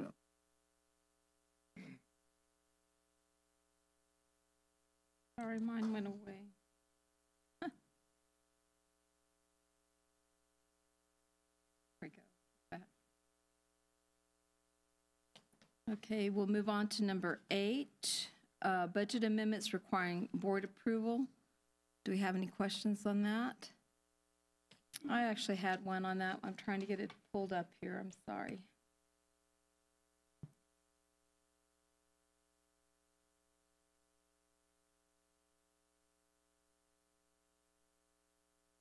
I'll get my sticky note. Oh, there we go. Okay. So, on the one that has to do with the HVAC projects, I think that's the main one, isn't it? Yes, ma'am, it is. Okay, so, so this is one of the ones that, can you kind of explain that one for us, please? Certainly. So for those of you who were here during the budget meetings, when we held the workshops and the budget reviews, where we talked about how we look at beginning fund balance, and there were those different categories of fund balance. And then I talked to you about the fact that every year we have some fund balance that's carried over or that we use because of timing differences. So you authorized the HVAC conversion for Eastwood Knolls and Tierra del Sol in, I don't know, the spring of last year. Well, obviously, it's not complete yet. So those funds were authorized last year, but the budget stops on June 30th. So in order to fund the completion of that, we carry over through a budget amendment these timing differences. And actually, every one of these are related to a timing difference. The big one is the HVAC. All right, thank you. Certainly. Okay, so then now we'll move on to number 9, disposal of unused surplus inventory. Number 10, approval of revisions to Student Code of Conduct, JJAEP Code of Conduct for 2017-2018. I just had a quick question. I don't know if it was this one or the other one that had to do with juvenile justice, but what are Title V felonies? Because I know that I was looking at it, and then you look at manslaughter and it's mandatory, but then you look at Title V manslaughter and somehow discretionary. Title V offenses, there's many of them. It's murder, kidnapping, any type of physical harm to an individual. And normally, a student is only held accountable for their behavior when it's at school, a school activity, or within 300 feet of the campus. Any Title V offense, it doesn't matter when or where it occurred, the student is still going to be held accountable for those offenses. Okay. Does that help? Yeah, it does. So the other ones would be, the mandatory would be if it happened on campus. Title V would be if it happened away from campus or school-related function. Right? Yes, sir. Okay. Thank you. Excuse me, can I mention that there is one minor additional change to the Student Code of Conduct? Texas was having us change the term illegal knife to a location-restricted knife. There was one place that I failed to make that change. Mr. Safi caught it, so I'll be making that change. Okay, moving to number 11, annual approval of campus improvement plans, goals, and objectives in alignment with Vision 2020. Number 12, annual approval of district improvement plan goals, objectives, in alignment with Vision 2020. Number 13, approval of award of YISD solicitation number 217047, CSP Cabling District-Wide Communications.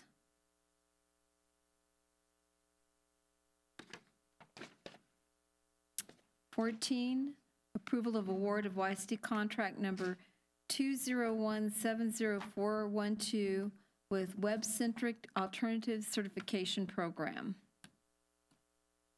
On this one, there was no guarantee that we'd be hiring any of their interns, right? It was simply that they'd be allowed to work in the campus and do their internship on there? Yeah, okay. That's correct. That's correct, okay. Number 15, ratification of the annual YISD contract number 2018007 with El Paso County Juvenile Board for operation of the Juvenile Justice Alternative Education Program at Cesar Chavez Academy.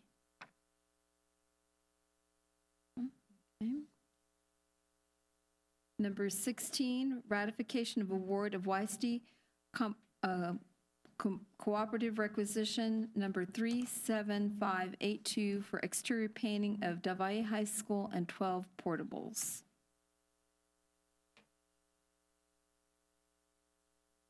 Okay. All right, so then we're moving on to the policy action items. And number 1 is the Ysleta specific revisions to policy CH local purchasing and acquisition. Do you have any comment on that one? I actually have a comment on this one myself. This policy would actually help decrease some of the as you read in your material, some of the paperwork that we have to go through if we approve this. And it would also highlight the more important things that we have to look at versus, you know, the things that are not as important. I'm getting that right, correct?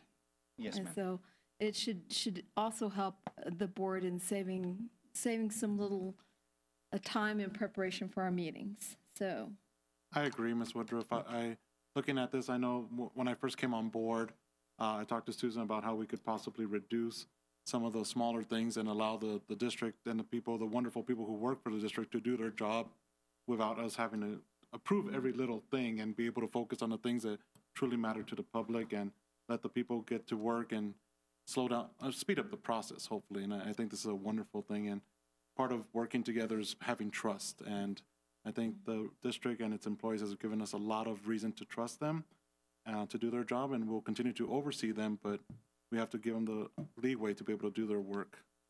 And we'd like to think that any time that we move forward with a purchase or the procurement of goods or services that may be of interest to your constituents, to the community, that at the very least a BC is in order, so that if you run into somebody at the grocery store and they want to know who paid for, just for illustrative purposes, Del Valle High School getting painted, you'd have an answer for them.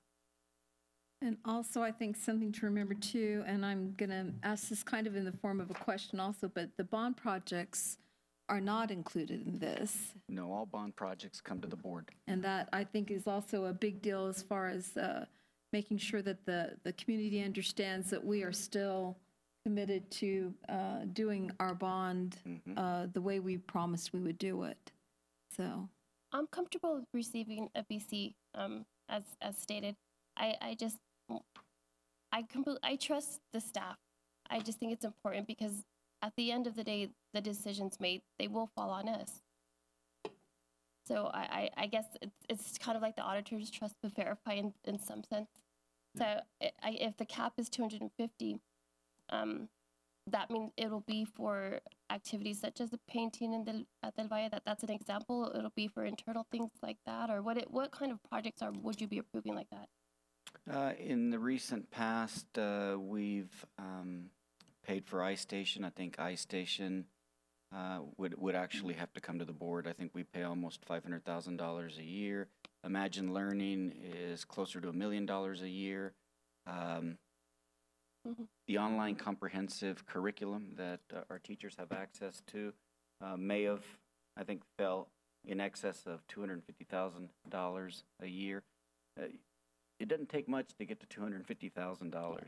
Yeah. So most of the items we're talking about are $60,000, $80,000, $120,000 items. Does that end? I guess I reiterate what Richard said. There's a degree of trust that we have for the cabinet, and there's no need to wait on things when things can happen.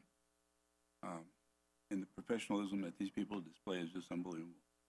Thank you. They're terrific. They really are. I'll keep them. Great. They're building a gate for me. Do we have any more comments on this one? Did you hear that, Mr. O'Neill? He's still waiting for his gate. No, they already opened the gate. They just haven't named it. Means you need to buy your golf cart. Okay. All right, we'll go on to number 2, policy EFA, instructional resources, instructional materials, delete as recommended by TASB Policy Services and update number 108. Does everybody have that one? Okay. This evening or Wednesday night? If you want to do it real quick, right? Do you want to kind of go over some of the updates and the salient? Just talk about the process. Not specific process.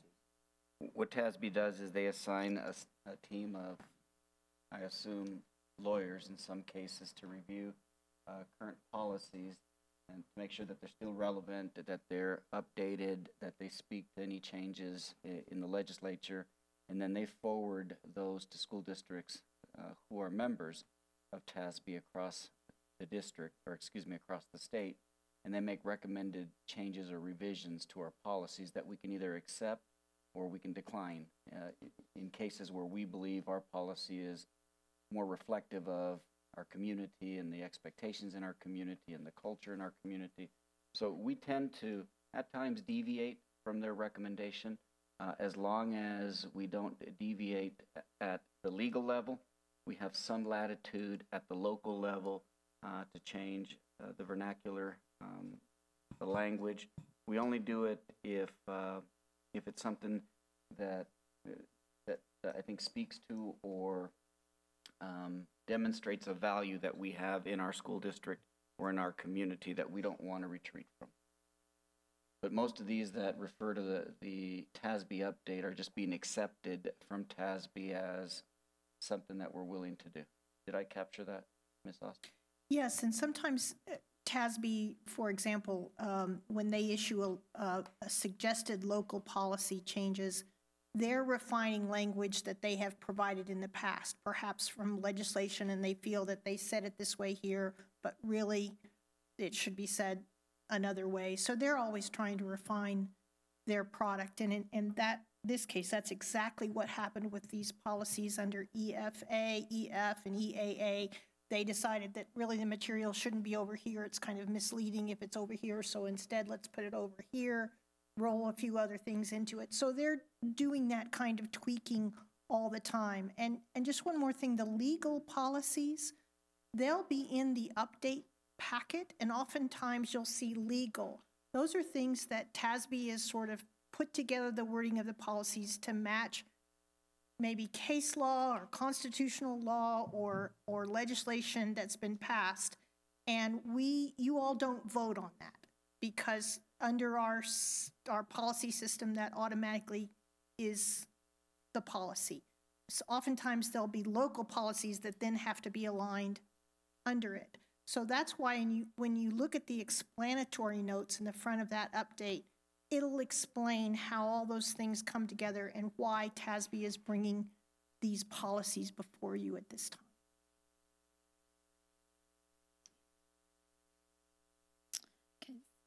So we'll move on now to number 3, policy EFAA, instructional materials, selection, adoption, delete as recommended by TASB Policy Services and update number 108.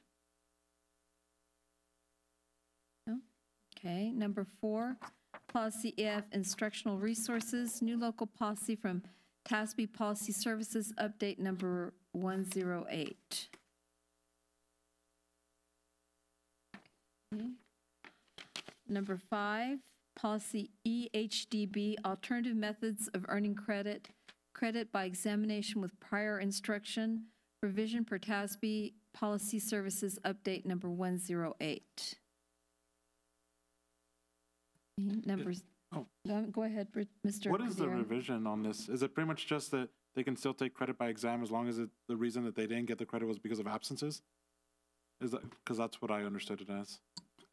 So good evening. So the way I interpret this policy was that pretty much allowing us the opportunity, and I guess in other districts, and this is prior instruction, okay? So in other words, in our district, when a student loses credit through attendance, we have our FEC policies when kids can redeem their attendance, right?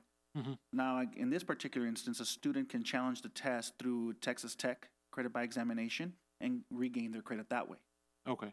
So it gives them a different alternative. Can they Correct. do either one then? Correct, but typically in our district, we do our FEC attendance committee process. But Thank you.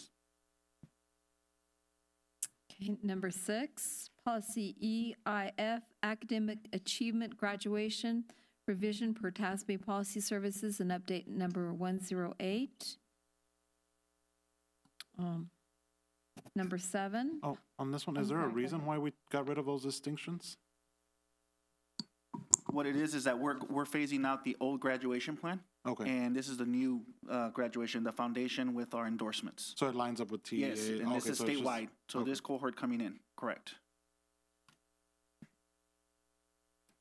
Okay, number 7, policy EL charter program, revision per TASB policy services, update number 108.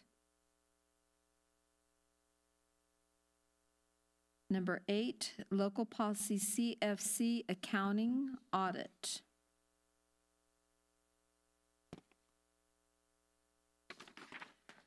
Number 9, local policy CAA financial ethics. Okay, we're going to move on into action items. We're going to go to number 1, approval for trustee to participate in leadership TASB. And I'm going to ask Mr. Ramirez to go ahead and let us know what you're doing here. I think it might be good for everyone to hear. Sometime back, several months ago, TASB every year runs a leadership TASB, and it's basically for trustees to help develop their leadership skills and help give them different perspective on public education and the things that they can do to advocate, to understand larger issues. And it's also a network opportunity. For myself, one of the areas that I feel like I'm weaker at was the advocacy portion of it. And some other areas I think I could be stronger at. And so I applied for it. Went through the process, and if anybody's really interested, I'd be glad to show you my packet. Just received notice last Friday by mail that they had selected me.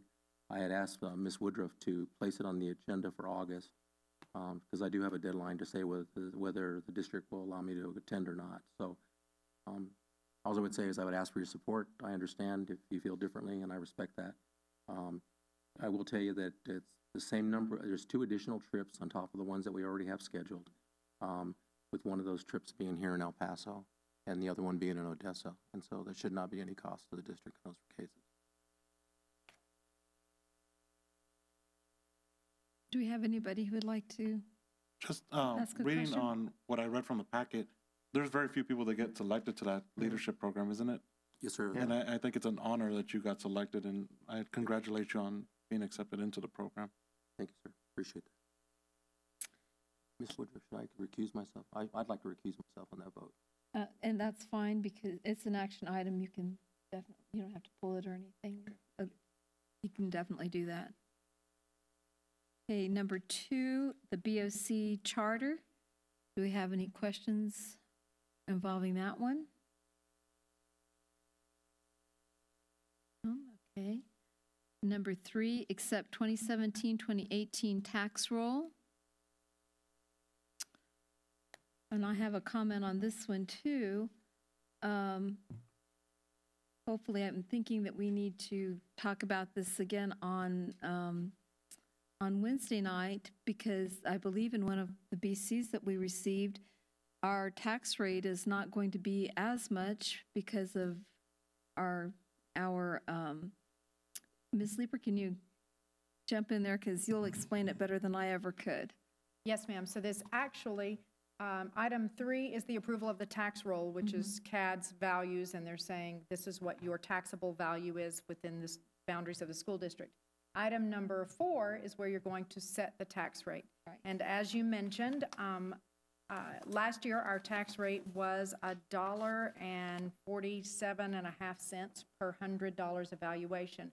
Because we did have a favorable receipt in the market by the bond investors, and because we've managed well, we are able to reduce our debt service rate by a penny and a half going into next year. So instead of $1.475, it'll be $1.46 per $100 evaluation. And the M&O rate remains at $1.17, which is that capped rate that cannot change. So, other question?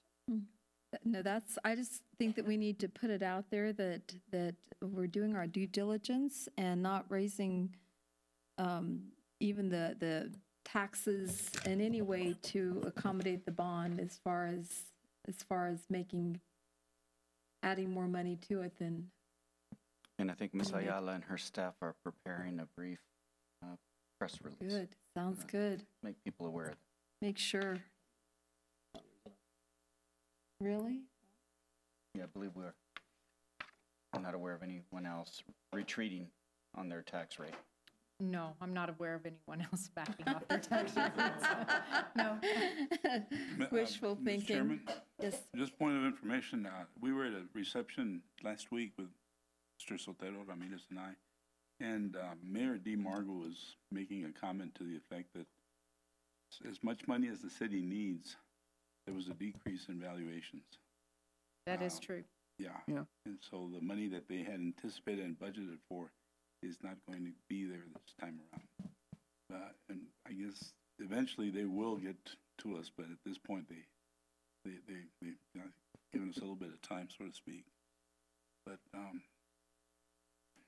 and actually, our median tax home value did decrease slightly. So it's all taxing entities experience that all same across the board. phenomenon. Yes. Thank you. Okay, let's move on to number 4, which we've discussed, orders setting 2017-2018 tax rate. Number 5, approval of internal audit plan 2017-2018. Number 6, approval of amendment number 3 to YISD contract number 2016023 with WRA Architects. On this one, I'd just like to speak. I visited Parkland Middle School last week and got to take a tour of all the updates, and it's amazing what they're doing, and it is a blessing for the community. I think the parents and students are going to be wowed by the new campus, the new building, and the landscape that we're going to be adding or voting on, I think will just add to another little area for students to congregate and be able to feel at home, not that they're just at school there, but that it's part of their home and their community. And so I think it's amazing work that's being done at Parkland Middle School. Great, okay. Then we'll go on to number 7, approval of third amendment to contract for YISD solicitation number bond 04 RFQ BP 13- Eastwood High School addition and renovations establishing final guaranteed maximum price. And I would kind of like that one explained, just more for informational purposes. Absolutely, Ms. Woodruff. And this is a project that is of interest to everybody in the district, of course. All right, phase 1 had to do with the site work. Phase 2 was the structural. Now this is phase 3. This $59 million will be for all the rest of the construction for the campus. So that's when they come out with a total price of that $82,762.02.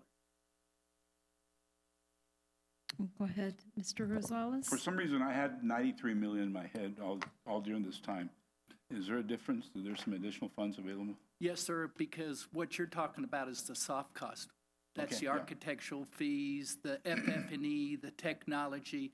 So that'll end up being the 93 million, which the voters approved. No more questions? Okay, then we'll go into closed executive session, reconvene an open session. We'll have announcements and adjournment. I want to bring your attention to the September topics portion of the agenda. That's something new that we're adding so that the board can have a heads up on the things that are going to be headed your way in September, and hopefully that will also give you a chance to start thinking about those things beforehand, and any questions that you might have or that are just popping into your brain, you might be able to ask them beforehand. So that's upcoming items for your consideration. Is there anything else we need to discuss? Yes, ma'am. I'd like to make one announcement. Go ahead. I'd like to thank Dr. De La Torre and the cabinet for the public's benefit. We spent a lovely 2 days together hearing different presentations and different discussions, and I appreciate the time and the effort, and for those of you that had to bite your tongues and didn't say anything, thank you anyways, but thank you very much, and I'm especially appreciative of Dr. De La Torre's leadership in helping to make that happen, so thank you very much, sir. Okay, with that, do I have a motion to adjourn? Okay, Mike. All right.